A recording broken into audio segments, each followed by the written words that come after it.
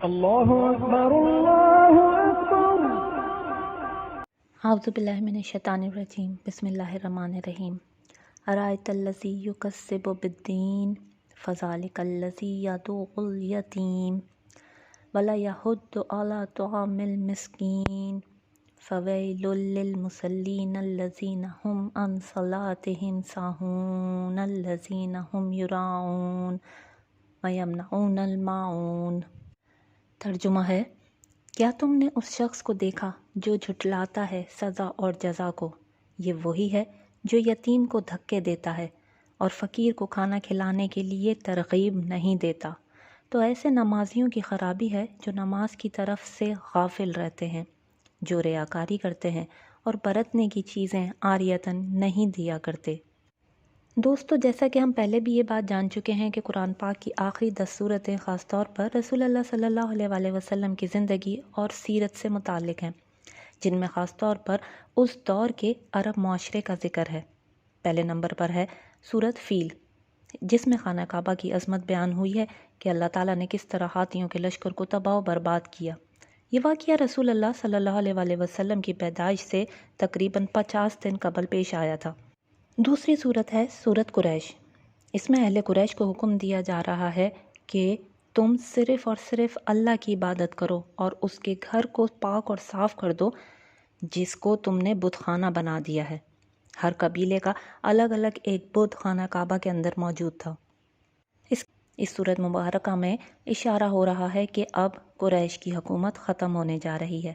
خانہ کعبہ کی حرمت، اس کی اصل حقیقت، اس کی اصل حالت میں بحال ہونے جا رہی ہے، اور یہ کام سر انجام پائے گا اللہ کے رسول صلی اللہ علیہ وآلہ وسلم اور آپ کے ساتھیوں کے ہاتھوں سے۔ آپ صاف کر دیں گے اللہ کے پاک گھر کو ان تمام ناپاک بتوں سے۔ اگلی صورت ہے سورت الماؤن، جس کی ابھی ہم نے تلاوت اور ترجمہ کیا ہے۔ اس صورت میں خاص طور پر عرب معاشرے میں پھیلی ہوئی برائیوں کا ذکر ہے۔ پہلی 3 آیتوں کا ترجمہ ہے، کیا تم نے اس شخص کو دیکھا جو جھٹلاتا ہے سزا اور جزا کو؟ یہ وہی بدبخت ہے جو یتیم کو دھکے دیتا ہے اور فقیر کو کھانا کھلانے کے لیے ترغیب نہیں دیتا۔ اللہ کے رسول صلی اللہ علیہ وآلہ وسلم نے جب دعوت تبلیغ کا آغاز کیا تو ان لوگوں کو مرنے کے بعد کی زندگی کے بارے میں بتایا کہ جنت اور جہنم بھی کوئی شے ہے۔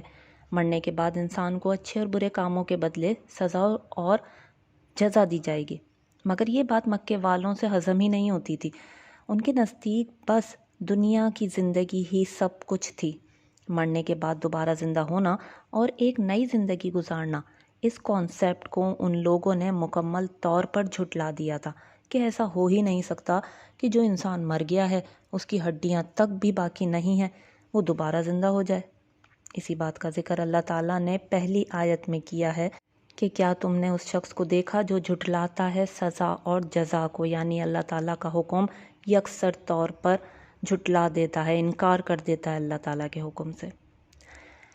دوسری آیت میں بیان ہو رہا ہے کہ یہی وہ بدبخت ہے جو یتیم کو دھکے دیتا ہے۔ اس وقت عرب معاشرے میں اگر باپ مر جائے تو بچوں کی ذمہ داری چچا، تایا وغیرہ پر آ جاتی تھی۔ ماں کو تو یہ حیثیت ہی حاصل نہیں تھی کہ وہ بچوں کی سرپرستی کر سکے۔ اب اگر باپ کوئی جائیداد یا مال وغیرہ چھوڑ کر گیا ہے تو اس پر بھی چچا تایا ہی قبضہ کر لیتے تھے۔ نام تو کرتے کہ مال ہم ان بچوں پر خرچ کر رہے ہیں، مگر دراصل وہ خود عیاشی کرتے اور ان یتیموں کو 2 وقت کی روٹی بھی بمشکل ملتی تھی۔ آگے تیسری آیت میں ان لوگوں کی ایک اور خرابی کی طرف اشارہ ہو رہا ہے کہ اور فقیر کو کھانا کھلانے کے لیے ترغیب نہیں دیتا، یعنی وہ لوگ غریبوں میں اپنا مال کبھی بھی نہیں بانٹتے تھے، حتیٰ کہ ان غریبوں کو روٹی تک بھی نہیں کھلاتے تھے، اور جب خود یہ کام نہیں کر رہے تو کسی اور کو کیا ترغیب دیں گے ایسا کرنے کی؟ نہ خود کرتے، نہ ہی کسی اور کو کرنے دیتے، یعنی نہایت کنجوس تھے کہ صدقہ خیرات کے طور پر بھی غریبوں کو کچھ بھی نہیں کھلاتے تھے۔ اگلی 3 آیتوں میں ذکر ہو رہا ہے کہ وہ کس طرح کی نماز ادا کیا کرتے تھے۔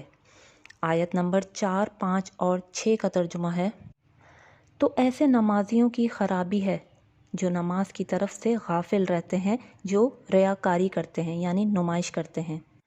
ان آیات سے یہ اندازہ تو لگایا جا سکتا ہے کہ رسول اللہ صلی اللہ علیہ وآلہ وسلم کے اعلان نبوت تک عرب معاشرے میں نماز کا تصور موجود تھا، مگر اس کی اصل شکل مکمل طور پر بگڑ چکی تھی، جیسا کہ سورۃ الانفال میں بھی ذکر ہے آیت نمبر 35 میں، اور نہیں ہے ان کی نماز بیت اللہ کے پاس سوائے سیٹیاں بجانا اور تالیاں پیٹنا۔ اب یہاں اشارہ صرف عرب معاشرے کا ہی نہیں بلکہ آج کل کے نمازی کی طرف بھی ہے۔ الحمدللہ اللہ نے جو ہمیں نماز سکھائی ہے، ابھی تک اس امت میں نماز کی وہی شکل برقرار ہے جو رسول اللہ صلی اللہ علیہ وآلہ وسلم نے اللہ کے حکم سے ہمیں سکھائی، مگر اس کی وہ روح باقی نہیں رہی، نہ تو اللہ کے سامنے کھڑے ہونے کا وہ جذبہ رہا جو صحابہ کرام کے دور میں تھا، اور نہ ہی وہ تڑپ۔ ان 3 آیات میں دراصل اس نمازی کا ذکر ہے جو وقت پر اپنی نماز ادا نہیں کرتا۔ جب نماز کا وقت ہو تو دنیاوی کاموں میں لگا رہتا ہے، یہاں تک کہ آخری وقت ہو جائے تو پھر بھاگ کر جلدی جلدی نماز ادا کر لے۔ ایسے نمازی کو غافل کہا گیا ہے۔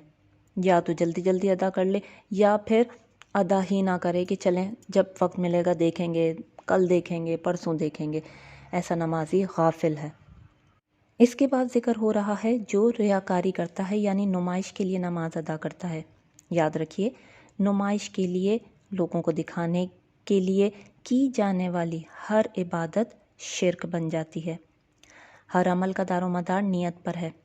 اگر لوگوں پر اپنی دولت کا رعب ڈالنے کے لیے صدقہ کیا ہے، رمضان میں ویڈیو بنا کر اپنی واہ واہ کروانے کے لیے راشن تقسیم کیا ہے، تو یہ بھی سب شرک ہے۔